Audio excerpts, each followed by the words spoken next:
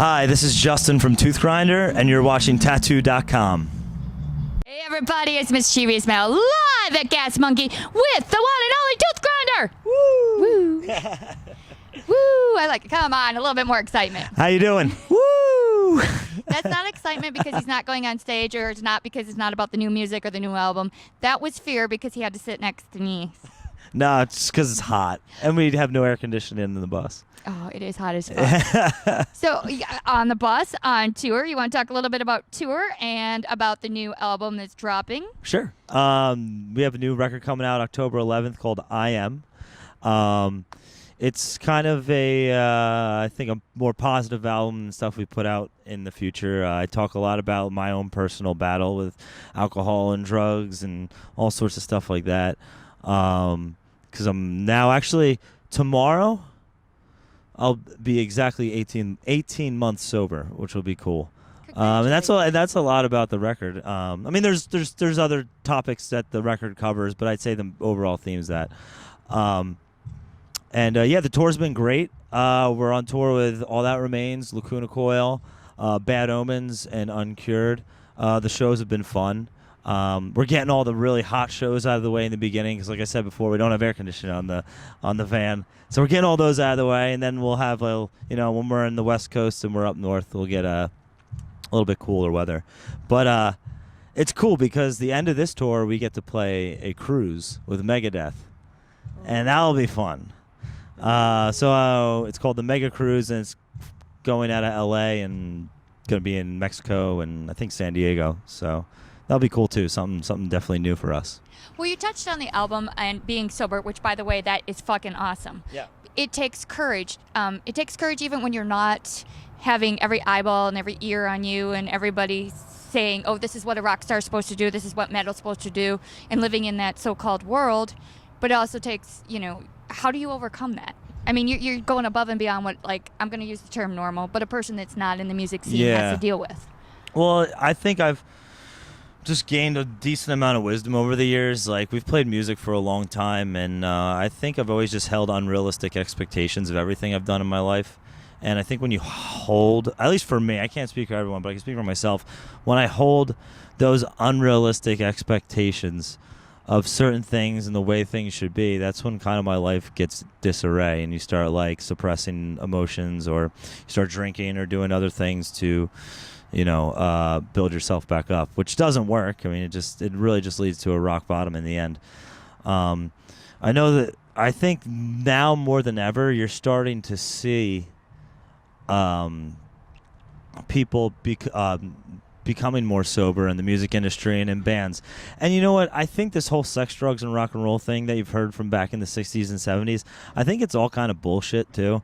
I think there was a lot of it, but it was usually only a couple. I mean, obviously not every band, but you'd think all these bands were doing all this crazy stuff. But if you look at bands like Pink Floyd and Queen and some really big fucking rock bands, there was some guy or two guys or three guys in those bands who had their shit together and who were keeping that band afloat while two people were fucking up their lives.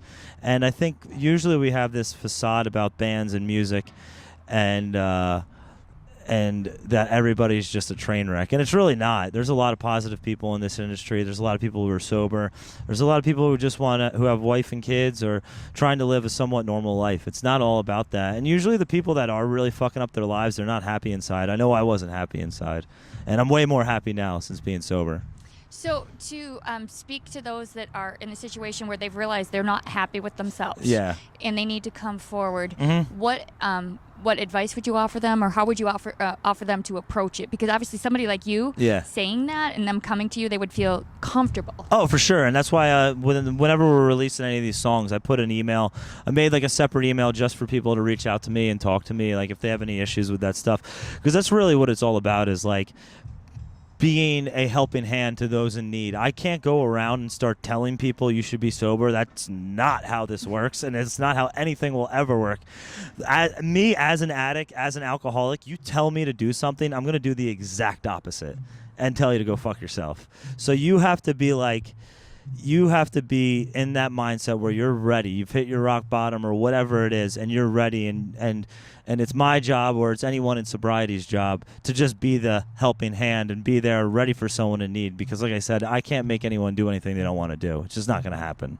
It's so inspiring because I know a lot of bands are going through sobriety, but they are shy to talk about it because it doesn't seem cool. I know a lot of them are into religion and faith and God, but it doesn't seem cool. And I'm so sick of being so PC that we can't say, you know what, these are my fucking beliefs and they saved me. I'm not telling you you have to, but if you ever reach that point, I'm here. For sure. So thank God you're that person or one of them because you're also, you know, you're a rock star, so people are like, oh my God, you know, that's awesome, that's great, I want to be on stage, I want to be that person, but now they're seeing a better side of you. Yeah. I mean, I hope so. I mean, this whole thing I have right now isn't guaranteed. I mean, you know, like we have a saying in the program, you take it one day at a time, and that's all you can do. I mean, who knows what I'm going to be like 3, 4 years, 5 years from now. Nothing's ever guaranteed.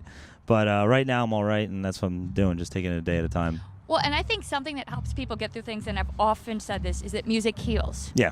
And so when I'm going through something, I've been sort of in your spot doing some pretty bad shit, and over the years have decided it's not right. To hear music that I actually like I like to be in the pit, I like it fast, I like it hard, I like it fucking metally. Yeah. But you make it positive. Yes. And that's, I'm not going to say it's rare, but it's frowned upon to say that metal song is positive because people don't put the two together. Well, there's so much negativity in music in general, and I just wanted to bring some positive. And it's weird because like I battle with it myself, like even just seeing stuff online and in music culture, and like everybody likes to brand themselves as the positive, like we're thinking positive, we're writing songs positively, but it's really not. And like I think you really gotta walk the walk with that kind of stuff, you know? It's like, I don't know. I just know where I'm at in my life. I need to give back in some way, or at least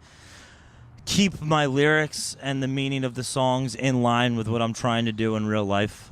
And that's all. That's what I'm trying to do. You know, that's all I got. I'm done putting on a facade of like trying to be a badass or write some like heinous lyrics. You know what I mean? I just can't do that anymore.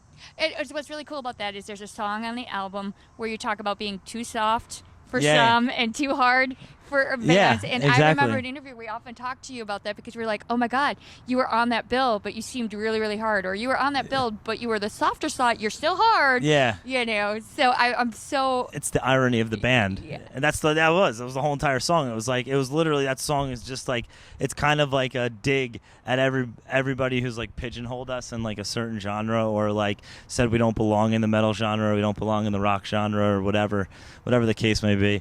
Because we're too soft for the scene, too mean for the green. That's the name of the song, and it really just describes our entire career, and like the irony of this genre of alternative underground music being so all inclusive of everything. And like, I met some closed-minded motherfuckers in this industry, and it's true. It's just like, I don't know. I know every generation of people say this, but I feel like when I was growing up and I was going to punk shows and hardcore shows and metal shows and ska shows, all the above, all these same bands were on the same bill, and everybody was supporting each other and wanted everybody to have a good time. And sometimes I feel like that doesn't really exist as much anymore. But I don't know. You know, I have to agree with you. There's a tour coming up that is supposed to be, it's Freakers Ball, and it's actually a pretty cool concept. They have Marilyn Manson headlining, but then they also have Bush on it. And great bands. Yeah. But never in my little mind would I think that they would share the stage in the same night for a show called Freakers Ball. Yeah. You know? No, I mean, it is.